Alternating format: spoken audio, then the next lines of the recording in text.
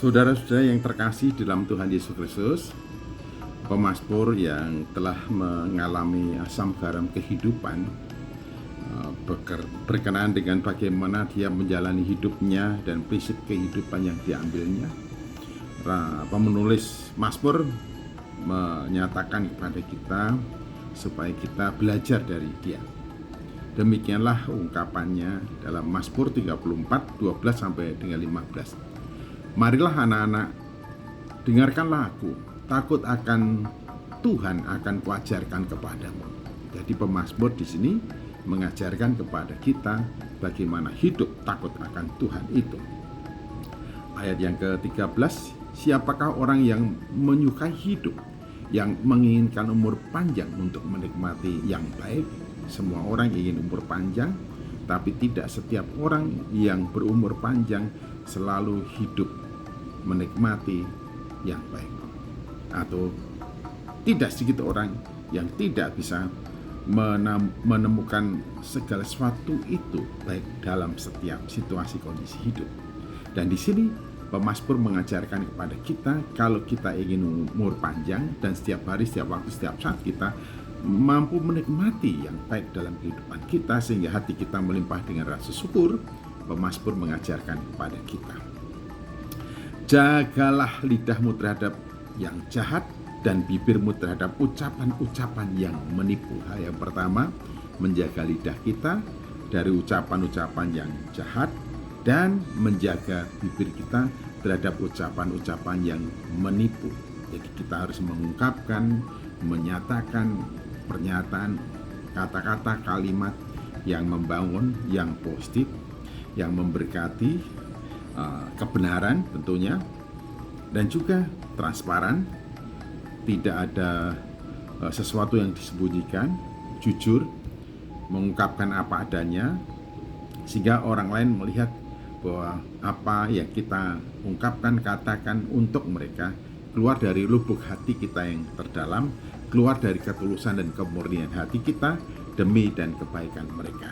Jadi pertama kita harus menghindari mengungkapkan, mengucapkan perkataan, pernyataan, kata-kata kasar, kotor, jahat, dan juga jangan sampai melalui perkataan kita mengelabui orang, tapi hendaklah kita transparan, jujur, apa adanya, kebenaran yang dikatakan sesuai dengan faktanya. Jadi inilah yang harus kita ungkapkan, katakan, sehingga orang lain akan kemudian menjadi percaya kepada kita semuanya. Yang kedua, jauhilah yang jahat dan lakukanlah yang baik. Apapun alasannya, kita tidak boleh melakukan kejahatan, berpikir yang jahat, bersikap yang jahat, berkata yang jahat, berbuat yang jahat. Kita tidak boleh, apapun alasannya. Sebab seringkali ketika seseorang melakukan sesuatu yang jahat untuk orang lain, bagi seseorang atau terhadap mereka selalu saja ada alasan yang mendasari atau melatar belakangi dari perbuatan dan tindakannya. Tapi di sini pemazmur mengatakan, apapun alasannya, jangan mengatakan sesuatu yang jahat, jangan menipu, jangan melakukan sesuatu yang jahat, tetapi lakukanlah dalam segala hal itu yang baik terhadap siapapun, tentang apapun, bagi siapapun. Kemudian selanjutnya, carilah perdamaian dan berusahalah mendapatkannya. Carilah perdamaian.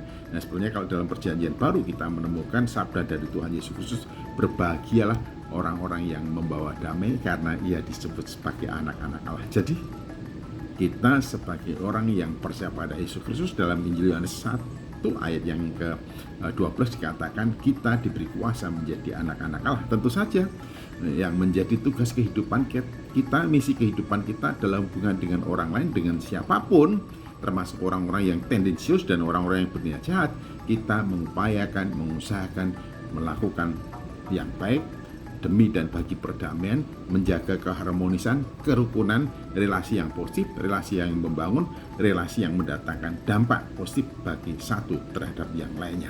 Jadi usahakanlah perdamaian, wujudkanlah perdamaian, lakukanlah perdamaian, berpikirlah perdamaian, bersikaplah perdamaian, berkatalah perdamaian, berbuatlah perdamaian. Jadi kita harus mewujudkan perdamaian dengan siapapun, dalam situasi kondisi apapun. Jadi tidak ada alasan bagi kita untuk menumbuhkan, mengembangkan permusuhan, apalagi kita menjadi provokasi terhadap provokator terhadap orang lain, agar putus hubungan itu dijauhkan daripada kita. Sebab Tuhan memerintahkan kepada kita supaya kita membawa damai, berusaha untuk mendapatkan perdamaian itu dan membangun relasi yang positif dengan siapapun supaya kita boleh menjadi berkat. Jadi kalau kita ingin umur panjang dan selalu mendapatkan segala sesuatu yang baik dalam kehidupan kita, maka jauhilah kejahatan dari pikiran, sikap, dan mulut kita, dan carilah perdamaian dan usahakanlah itu dengan siapapun. Maka kita akan mendapat hormat mendapatkan kasih dan hormat berpandangan Allah dan sesama kita. Tuhan Yesus Kristus memberkati. Haleluya.